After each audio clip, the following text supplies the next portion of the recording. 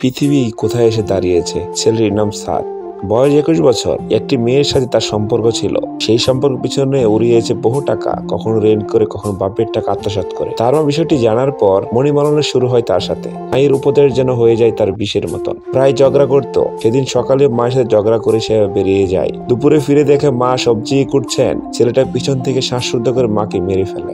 তারপর ডিপে রেখে আলমারি সব বিভিন্ন জিনিস ভেঙে ডাকাতের চিহ্ন রেখে চলে গেল। ক্লাস শেষে বাড়িতে ফিরে এমন ভাব করলো যেন সে মাত্র এখন এসেছে।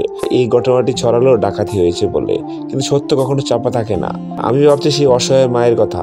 সন্তানের থেকে এত অপমান সহ্য করে আবার এই সন্তানের জন্য তিনি রান্না আয়োজন করতেছিলেন। ছেলেটাকে ফিরতে দেখে ছেলের খিদে লেগেছে বলে কি উতলা হয়েছিলেন না মা। ছেলে যখন মুখ চেপে ধরলো তখন মায়ের চোখ কি ভেবেছিল।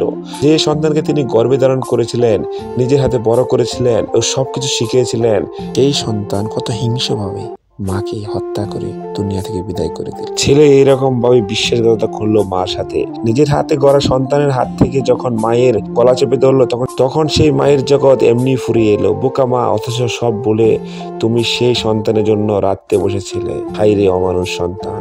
কবে আমাদের সমাজে এরকম কুলাঙ্গারদের বিচার হবে? কখন আমরা মাকে চিনবো, মাকে বুঝতে পারবো? মায়ের এই পৃথিবীতে আপনি, আমি, মা বাবা ছাড়া কেউ আপন। মা বাবাই চাই যে আপনি তাদের থেকে বেটার কিছু করেন। হায়রে দুনিয়া, হায়রে অবাগা ছেলে, তাদের থেকে ভালো কিছু করেন।